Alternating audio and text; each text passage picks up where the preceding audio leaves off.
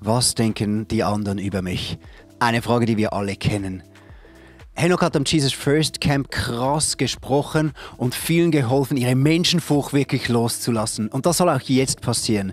Du kannst dich übrigens jetzt schon anmelden für das nächste Jesus First Camp. Jetzt aber, lass dich befreien von deiner Menschenfurcht.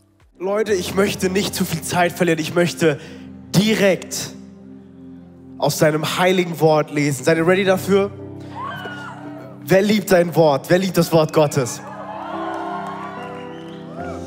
Und heute ist unsere Bibelstelle in Markus 14, von Vers 3 bis 5.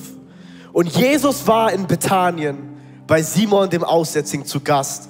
Und während der Mahlzeit kam eine Frau mit einem Alabastergefäß voll echtem, kostbaren Nardenöl.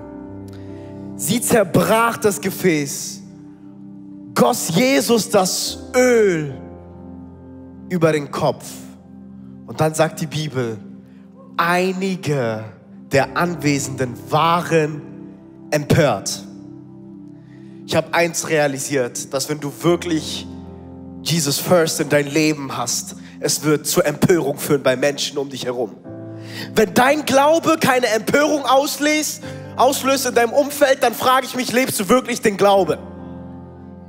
Weil wahre Leidenschaft, wahre Hingabe löst Empörung bei den anderen aus.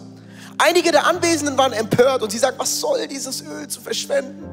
Man hätte es für mehr als 300 Denare verkaufen und das Geld den Armen geben können. Und sie machten dieser Frau heftige Vorwürfe, weil es war ein Jahresgehalt an Öl, was sie über den Kopf von Jesus geschüttet hat. Und diese Empörung bei den Leuten, so das hätte man doch den Armen geben können. Und sie machten ihr heftige Vorwürfe. Wurden dir mal Vorwürfe gemacht zu deinem Glauben? Ich habe gute Nachrichten. Jesus ist erst first in dein Leben, wenn Menschenfurcht zerbricht.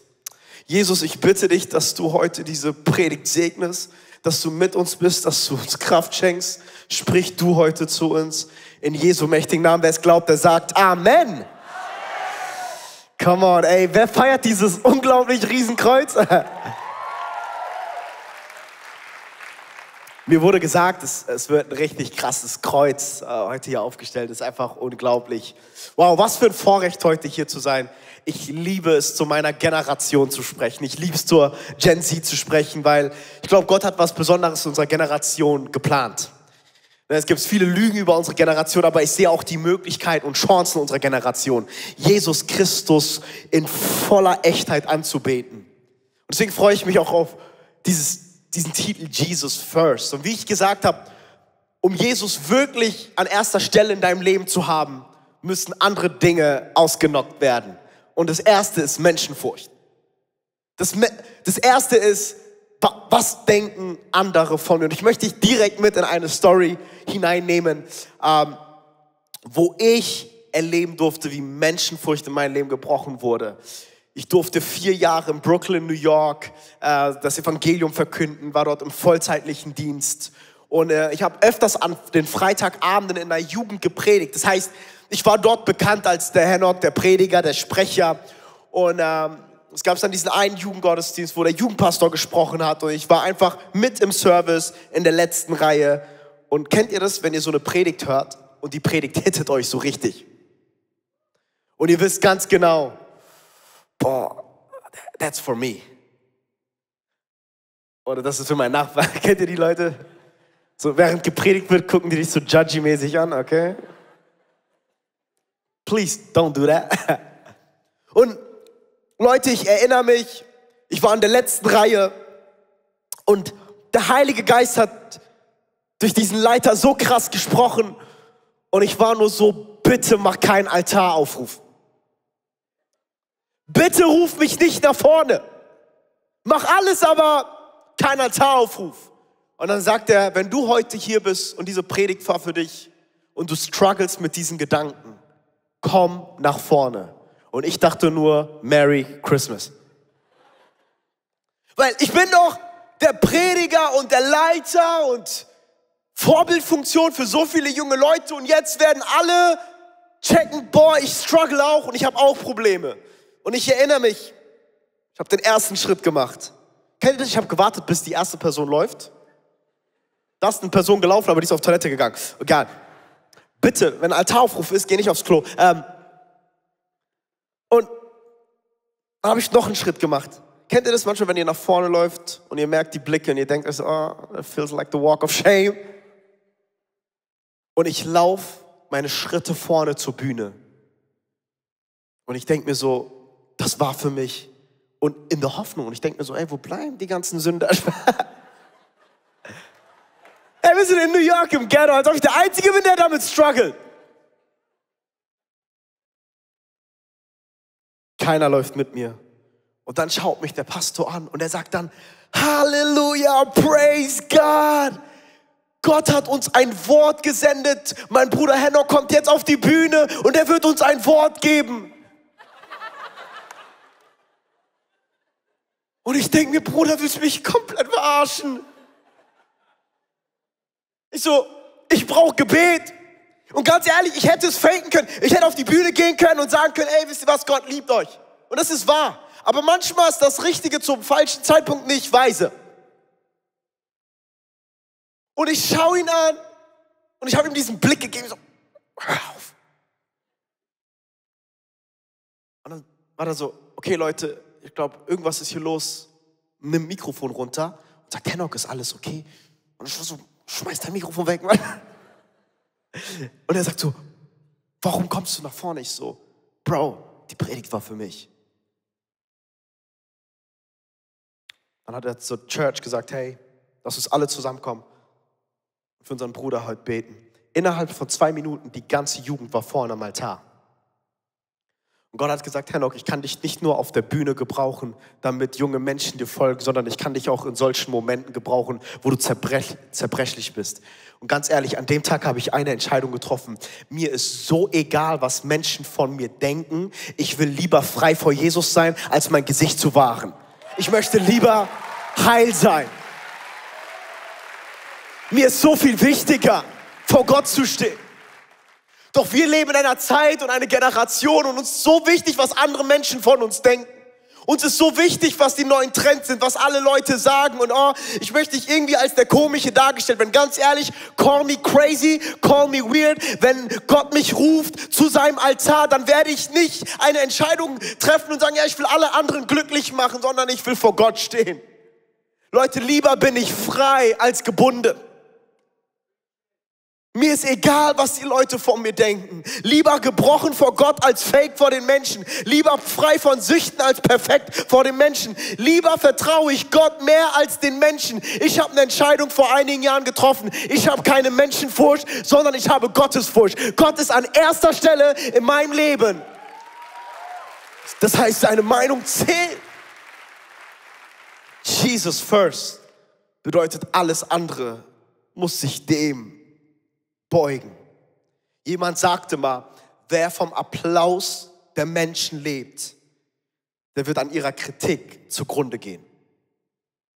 Wir sind eine Generation und irgendwie ist es in unserer DNA, uns ist wichtig, was die Person rechts und links von uns denkt und gerade hier auf dem Jesus First Camp. Vielleicht hast du schon deinen Shot gemacht und hast deine Traumfrau hier gefunden. Nicht zu laut lachen, sonst findet jemand es heraus.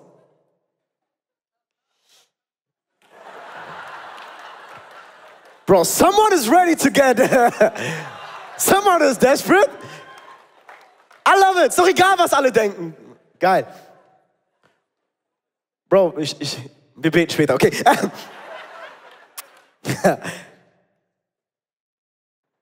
In Sprüche 29:25 steht geschrieben, die Menschen zu fürchten ist eine gefährliche Falle. Wer aber auf den Herrn vertraut, lebt unter sicherem Schutz. Warum ist Menschenfurcht so eine gefährliche Falle? Punkt Nummer 1. Menschenfurcht führt zu Abhängigkeit von menschlicher Zustimmung. Wir sind süchtig nach Bestätigung, süchtig nach Like, süchtig von dem gesehen zu werden. Eins der tiefsten Sehnsüchte, die unsere Generation hat, wir wollen gesehen werden. Ich möchte dir sagen, am Kreuz von Golgatha hat Gott dir seine Bestätigung gegeben. Warum suchst du diese Bestätigung noch in dieser Welt? Hör auf, in der Welt nach dieser Liebe, nach der Bestätigung zu suchen, weil Jesus Christus dich schon lange bestätigt hat. Du bist geliebt, du bist gewollt von ihm. Und wenn wir zurück in die Geschichte gehen vom Markus-Evangelium, Maria aus Bethanien mit dem Alabastergefäß kommt, zerbricht dieses Gefäß. Ihr war egal, ob Menschen ihr eine Zustimmung geben oder sie feiern dafür.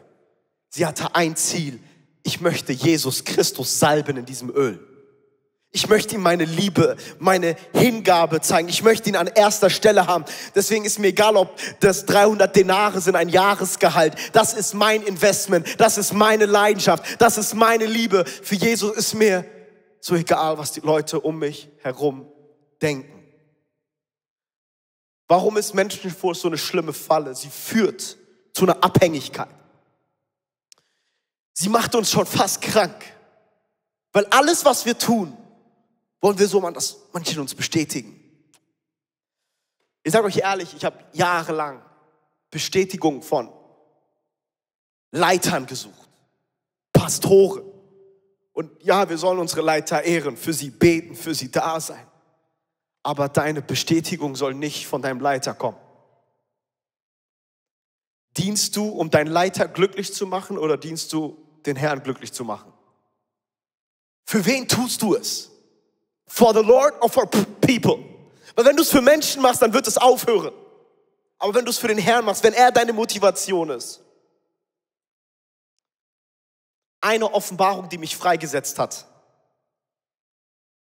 Ich stehe nicht jeden Morgen auf, aber manchmal stehe ich morgen früh auf, ich schaue im Spiegel und ich sage, Henok, heute wirst du Menschen enttäuschen.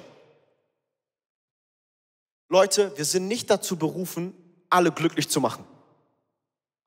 Wenn du ein Leben führst, um allen anderen das Recht zu machen, dann kannst du niemals in deiner Berufung leben, weil deine Berufung immer offensiv ist und nicht immer allen passt. Wenn du wirklich Jesus first in dein Leben haben möchtest, kannst du nicht ein Leben führen, okay, wie kann ich heute alle glücklich machen? Ich sage euch ganz ehrlich, ich bin froh, wenn am Ende des Tages meine Frau glücklich ist. Und die Leute, die verheiratet sind, haben gerade Amen gesagt. Happy wife, happy. Boah, das wisst ihr sogar schon. Let's go. Trust me. Du musst irgendwo in der Bibel stehen, dieser Vers. Happy wife, happy life. Dann gibt es auch gutes Essen. Okay. Kleiner Scherz. So, beruhigt euch, beruhigt euch. Alle Frauen so, was? Ich kann nicht kochen. Wenn ich fürs Essen zuständig bin, dann bestellen wir Essen. Egal. Jesus first. Das bedeutet, ich werde Menschen enttäuschen. Ey, wisst ihr, was für eine Freiheit das ist? Ich werde Leute enttäuschen. Ey, ganz ehrlich, ich weiß nicht, wer du bist, aber vielleicht werde ich dich heute enttäuschen, weil du eine andere Predigt erwartet hast. Aber meine Berufung ist nicht, heute dich glücklich zu machen. Ganz ehrlich, wenn das Wort Gottes ein Schwert ist, dann ist es nicht irgendwie so ein Gummischwert oder wie bei Star Wars. Es tut auch manchmal weh. Und als Prediger, der das Wort predigt und es auch aufgenommen wird, es wird heute Menschen konfrontieren und ansprechen. Ich bin nicht dazu berufen, dich glücklich zu machen, aber mein Ziel ist, am Ende vor Gott zu stehen und sagen, Gott, ich habe alles getan, was ich konnte, dich an erster Stelle zu haben. Mir ist egal, was andere denken. Ey, that's a freedom. Ich will nicht abhängig sein von menschlicher Zustimmung. Menschenfurcht beeinträchtigt unseren Gehorsam gegenüber Gott. Meine Frau und ich haben einen mutigen Schritt gewagt, genau vor einem Jahr. Genau vor einem Jahr sind wir nach Frankfurt gezogen, meine alte Heimat.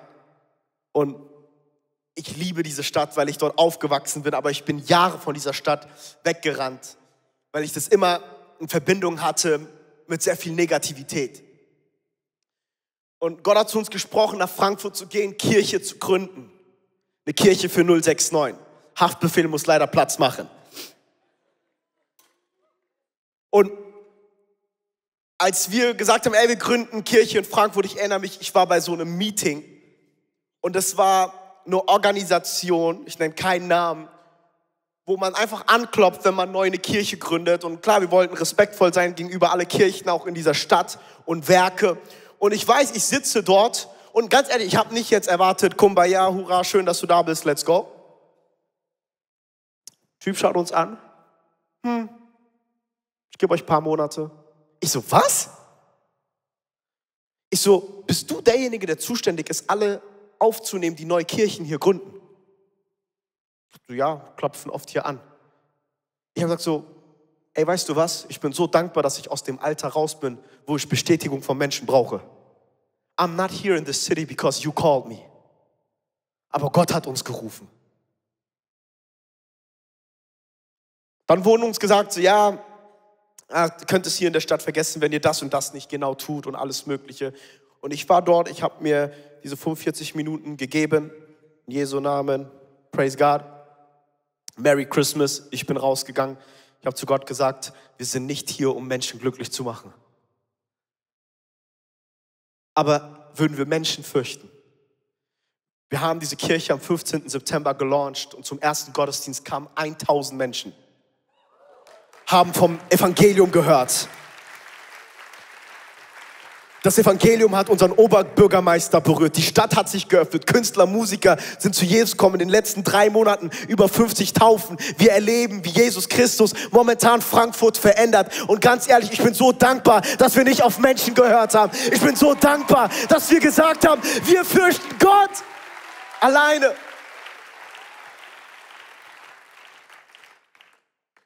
Menschenfurcht beeinträchtigt dein Gehorsam gegenüber Gott. Es geht nicht darum, allen Menschen das Recht zu machen. Und warum rede ich? Weil ich weiß, in der Schule, wir wollen diesen Status haben, wir wollen die Coolen sein. Kann ich meinen Freunden von Jesus erzählen? Jeder Einzelne hier im Raum sollte seinen Freunden von Jesus Christus erzählen. Ihr seid in so einer besonderen Phase und Season in eurem Leben und ihr werdet nie wieder dieses Alter zurückbekommen. Du wirst nur einmal 15 und nur einmal 16 oder einmal 13. Es wird Zeit, dass du deine Menschenfurcht ablegst, dass du deinen Status ablegst und dass du sagst, Jesus, ich nehme das Mandat auf und ich werde deinen Namen verkünden in meiner Schule, in meiner Klasse, in meinem Pausenhof und ich werde sogar meinen nervigen Lehrer von Jesus Christus erzählen, weil Jesus mich gerettet hat. Come on! Keine Menschenfurcht. Ich sage euch ganz ehrlich, manchmal ich wünschte, ich könnte in irgendeine so eine Zeitmaschine reingehen und einfach zurück zu meiner Zeit, wo ich Abitur gemacht habe und den Leuten von Jesus erzählen. Aber damals war mir so wichtig, was sie von mir denken. Ganz ehrlich, die Menschen, die momentan um dich herum sind, und ich hoffe, dass du einige Freunde des Lebens hast und die mit dir gehen, aber deren Meinung doesn't matter in the future, trust me. Und ich weiß und ich spreche jetzt zu den Jungs, wir wollen oft cool sein vor den Mädels. Und dann denken wir so, wenn ich sage, ich folge Jesus und wo hast du dein Silvester verbracht? Und dann, ja, wir waren im Club und haben gefragt, ja, ich war in der Kirche und wir standen vor so einem großen Kreuz und haben Jesus angebetet. Wie groß ist das Kreuz? Keine Ahnung, 4, 5 Meter? Wir haben ein bisschen Party gemacht und okay, du bist weird. Ey, ganz ehrlich, this girl doesn't deserve you.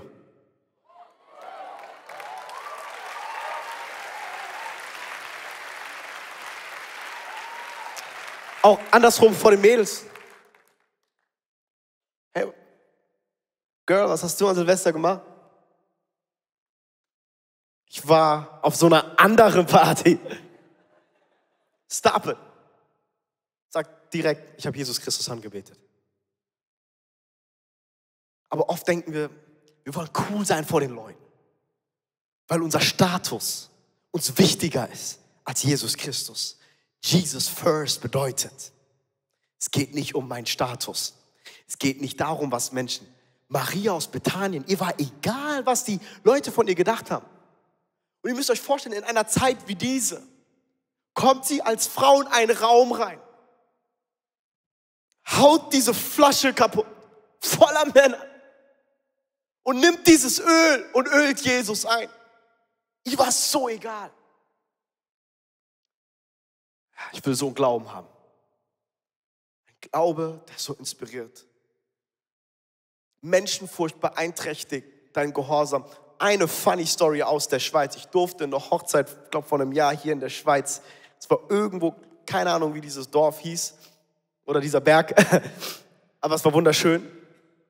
Und ich habe da in so einer richtig wunderschönen Kirche gesprochen und dann kam eine ältere Dame auf mich zu und sie war zuständig für die Kirche. Und sie kam und hat gesagt so, schön so natürlich nicht in Hochdeutsch, Schweizerdeutsch, so grüezi. Ich war so, okay, hör mal auf, Spaß. Ich liebe Schweizerdeutsch. Sagt so, grüezi, und ich so, grüezi. Sagt so, oh, ich rede Schweizerdeutsch. Ich so, ja, ich rede auch Hochdeutsch. Besser als Sie. Egal. Und dann schaut mich die Frau an und sagt so, sagen Sie mir nicht, dass Sie der Pfarrer sind. Und ich war so, doch. Die so, 20 Jahre arbeite ich für die Kirche und so etwas habe ich noch nie gesehen. Ich so, gibt's keine schwarzen Menschen auf den Bergen oder was? Was ist los? Dann sagt sie so, nein, nicht die Hautfarbe und das soll nicht rassistisch und so sein. Und ich war so, ja, Spaß, ich mache nur Spaß und so. Sagt sie, ja, dass Sie sogar so einen Humor haben. Und ich so, ja, alles gut. Aber nach 20 Jahren habe ich sowas nicht erlebt. Und dann habe ich gesagt, wait a minute, ich habe heute einen Anzug an. Ich habe eine Krawatte.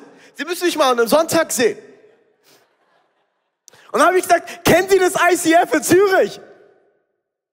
Müssen wir Pastor Leo kennen? Wisst ihr, was ich an eurem Pastor liebe? Leo hat so null Menschenfurcht und deswegen glaube ich, dass eure Kirche so einen Einfluss in diesem Land und in dieser Stadt hat. Mir ist egal, was Menschen denken, wir bauen das Reich Gottes. Komm mal, lass mal Leo und Susanne einen riesen Applaus geben. So unglaublich gute Leiter. I love them for that. Yes. Come on. Man merkt, die Jungs haben noch Energie, wir machen gleich weiter. Und ich habe mit ihr geredet und die sagt so, nach 20 Jahren, und ich sage euch ganz ehrlich, ich war für einen kurzen Moment eingeschüchtert, weil ich war so, boah, was denkt sie von mir? Dann habe ich gesagt, so soll ich irgendwie anders, und dann war ich so, wait a minute, ich predige doch nicht für diese Frau, die für diese Kirche seit 20 Jahren arbeitet, sondern wenn ich predige, es gilt mein Wort, mein Dienst gilt dem Herrn. Ich habe es heute geliebt, dass wir im Worship für einen Moment aufs Kreuz geschaut haben. Weil ich weiß, manchmal we get it mixed up, wenn auch Leute hier auf der Bühne stehen. Wir beten niemals die Menschen hier an, die Gott loben. Sie sind Werkzeuge, damit uns helfen, in Gottes Gegenwart hineinzukommen. Und ich habe es heute geliebt, dass wir die Perspektive auf das Kreuz haben. Und das brauchen wir. Warum fürchten wir Menschen? No, Jesus first. Und ich habe gepredigt und ich habe die Frau beobachtet. Und irgendwann, ich sehe nur ihr Kopf nach unten und sie fängt an zu heulen. Und ich dachte so, boah, ist meine Predigt so schrecklich. Nach der Hochzeit kommt diese Frau auf mich zu und sagt, darf ich mit Ihnen reden? So, zum allerersten, tut mir leid, was ich von Ihnen dachte. Aber ich habe so eine Botschaft nach 20 Jahren nicht gehört. Heute ist mir Jesus Christus begegnet und ich habe ihm ganz neu mein Leben gegeben. Freunde, das ist unser Gott.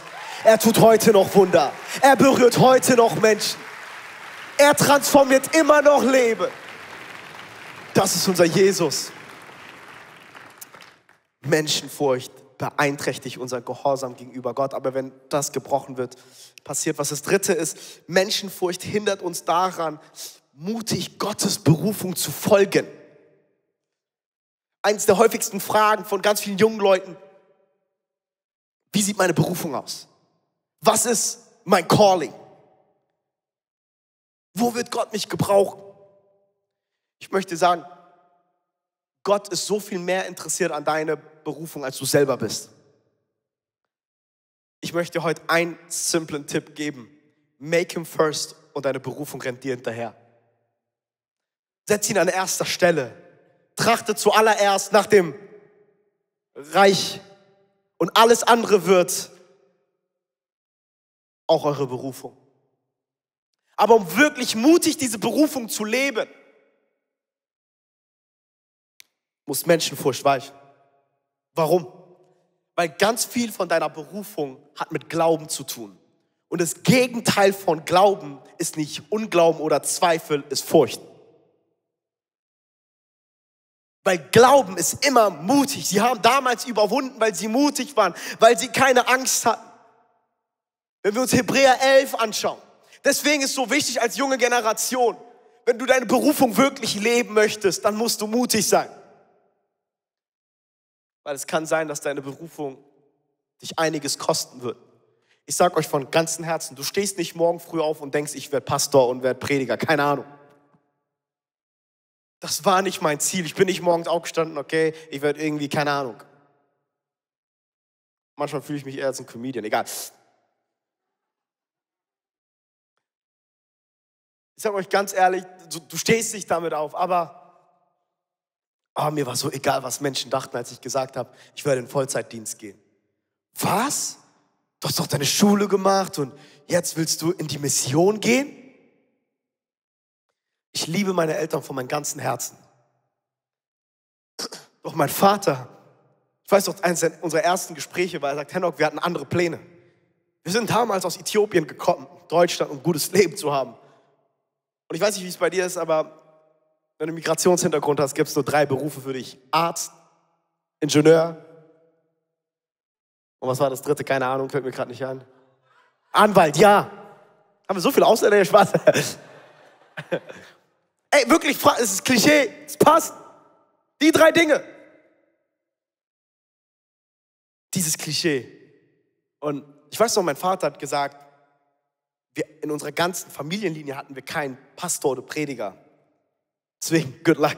Nein, Spaß. Aber er war erstmal nicht so bewegt davon. Und ich erinnere mich, es verging, glaube ich, 1, 2 Jahre. Und es war in einer Silvesterfreizeit, wo ich gepredigt habe. Ich habe gesagt, Papa, willst du mal vorbeikommen und dir das mal einfach anhören? Ich weiß noch, mein Papa war in der letzten Reihe. Und die ganze Zeit hat er nur geweint und geweint. Nach der Predigt kommt mein Papa auf mich zu und hat gesagt, mein Sohn, ich will, dass du nichts anderes mehr in dein Leben tust. Du bist in deiner Berufung. Ich werde immer für dich da sein, dich immer unterstützen und hinter dir sein. Und ganz ehrlich, mir war wichtig, meinen Eltern zu gefallen. I love them. Ja, in der Bibel lesen wir Ehre, Mama und Papa. Alle Eltern werden jetzt nervös am Livestream. Aber trotzdem bist du auch nicht berufen, deine Eltern glücklich zu machen. Sondern du bist gerufen, deine Berufung zu leben und für Gott zu leben und ihn an erster Stelle zu haben. Das bedeutet auch, er steht über deine Familie, er steht über deine Träume, er steht über deine Wünsche, er steht über allem und alles in deinem Leben. Und Gott sehnt sich nach einer Generation, die sagt, mir reicht es, ich habe keine Menschenfurcht. Jesus ist an erster Stelle in meinem Leben und alles muss sich anstellen. Alles. Und wenn du mich rufst nach Asien, dann gehe ich dorthin. If you call me to preach the gospel in Africa, here I am, God. Ist egal, was Leute von mir denken. Soll mich doch verrückt nennen. Das hat genau Maria gemacht. Sie hat ihre Berufung gelebt. Sie hat ihre Berufung gelebt. Ich glaube, in dem Moment, als dieses Gefäß, dieses Alabastergefäß gebrochen wurde,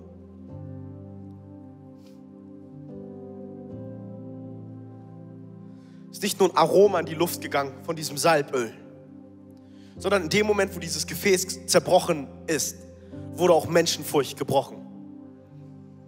Wenn Menschenfurcht bricht, dann entsteht ein Aroma, das Gott gefällt, weil dein Leben dazu da ist, um ihm zu gefallen. Und dieses Gefäß zerbricht und ich glaube, es ist prophetisch. Weil wenn Menschenfurcht bricht, dann leben wir vor Gottes Anerkennung. Wenn Menschenfurcht bricht, dann wird unser Tun für Gott wertvoll. Wenn Menschenfurcht bricht, wird unser Leben zu einem Ausdruck, der Ehre für Gott bringt. Markus 14,6. Aber Jesus sagt zu den ganzen Leuten, die empört waren, lasst sie doch. Warum macht ihr es der Frau so schwer? Sie hat doch ein gutes Werk an mir getan.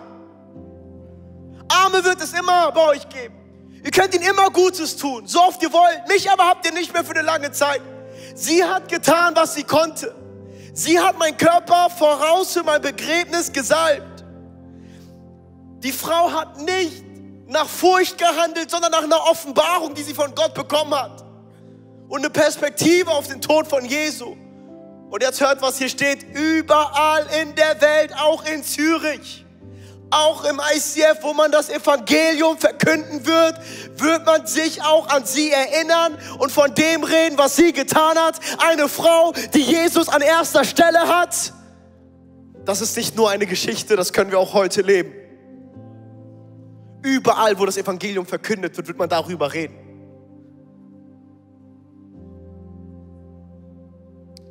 Because the fear of man broke. Was würde heute passieren, wenn Menschenfurcht brechen würde in deinem Leben? Sag dir, was passiert. Jesus kommt sofort an erster Stelle. Ja.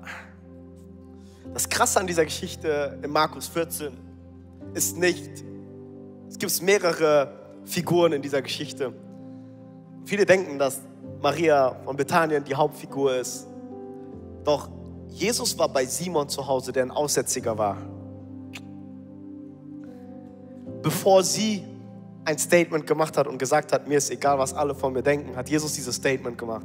Und hat gesagt, ich werde bei jemandem sein, der vom Aussatz befallen ist. Und nach Alten Testament und nach der Schrift musst du von so einer Person getrennt werden. Aber deswegen war Jesus mit Sündern. Weil Jesus gesagt hat, mir ist egal, was alle von mir denken. Ich bin gekommen, um den Sünder zu retten. Ich bin gekommen, um den Sünder nach Hause zu rufen. Freunde, die frohe Botschaft ist nicht irgendwie eine Botschaft, wo böse Menschen gut werden, sondern Menschen, die einst tot waren in ihrer Sünde, dass sie lebendig werden in Jesus Christus. Und so ist auch Jesus Christus heute hier. Und Jesus hat vor 2000 Jahren gesagt, mir ist egal, was die Welt denkt. Mir ist egal, was alle Religionen denken. Ich werde Mensch, um diese Generation zu retten. Ich werde hier auf die Erde kommen und dieser Welt Rettung bringen. Komm, und wer ist dankbar für das, was Jesus am Kreuz für uns getan hat? Komm, und lasst uns ihm einen riesen Applaus geben. Danke, Jesus. Wir beten wirklich, dass diese Messages dich berühren und dir helfen, Jesus nachzufolgen. Darum machen wir auch jedes Jahr wieder ein Jesus First Camp. Melde dich an, komm hin und lerne selber auch in deiner Church Jesus nachzufolgen von ganzem Herzen. Hier noch ein paar Bilder vom letzten Jahr. Wir freuen uns, wenn du dabei bist.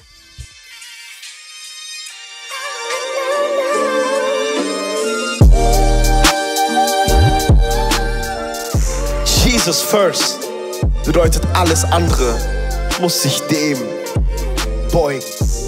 Seinen perfekten Plan.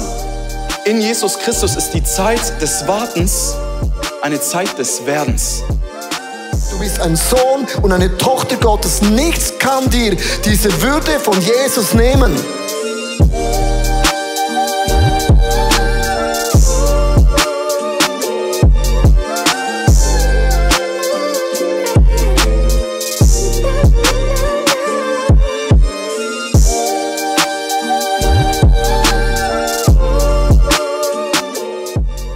Wenn du das möchtest, wenn du sagst, ich bin da und ich möchte werden wie dieser Jesus, ich möchte ihm nachfolgen, dann hast du in deinem Leben 2 Ziele.